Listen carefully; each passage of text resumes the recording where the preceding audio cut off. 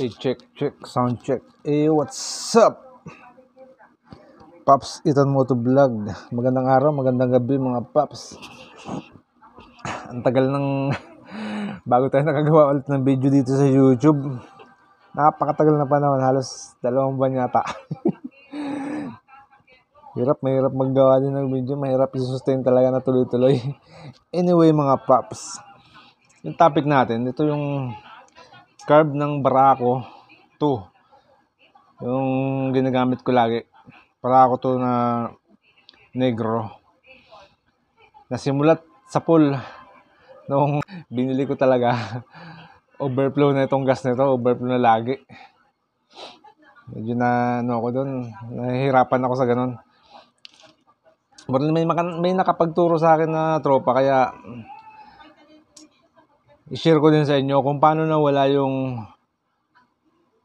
tagas ng gas nito, itong carb na to.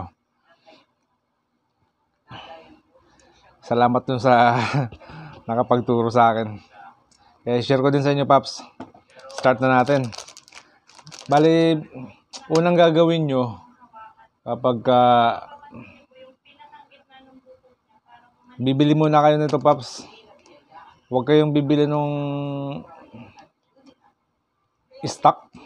Ang bilhin nyo, Paps, itong brand ng Takasago na repair kit. Pang ano siya, Yamaha STX na 125. Yamaha STX na 125. Marami nito, Paps, sa mga tindahan. Kasi yung ano nito, buksan natin. Check out, kita ba? Ang kukunin lang natin dito yung ano, yung parang karayom lang.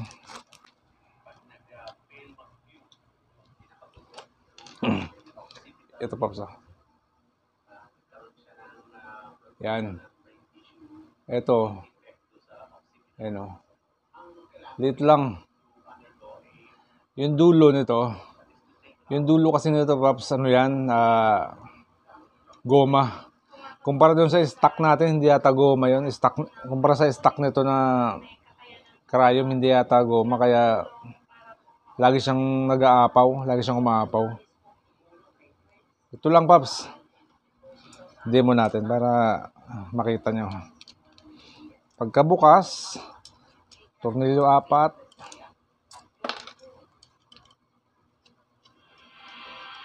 Tanggalin natin itong mga tornilyo niya.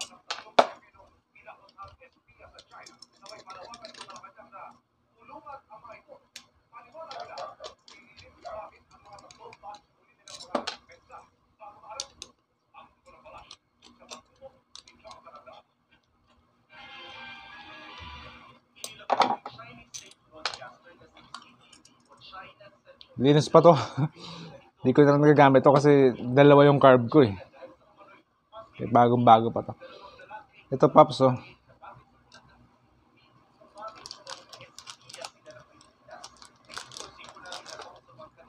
Tanggalin nyo lang to, yung lock na pin.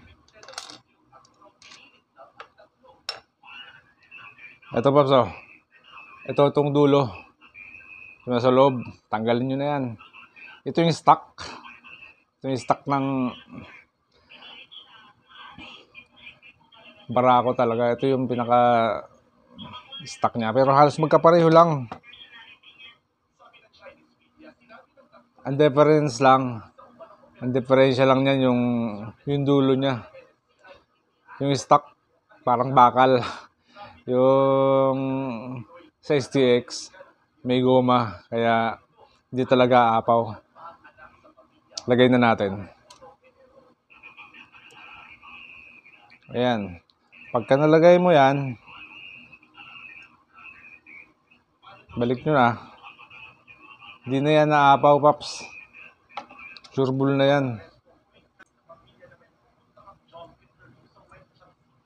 Balik natin.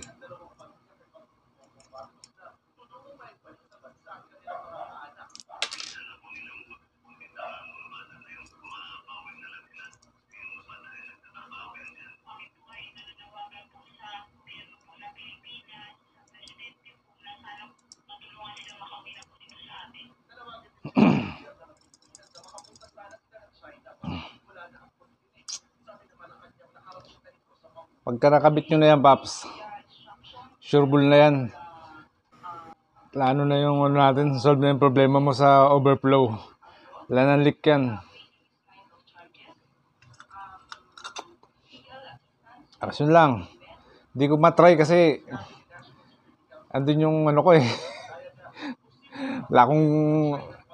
wala akong gas eh. Pero sigurado yan. Basta ganun lang gagawin nyo para iwas overflow ng ano natin, carburetor.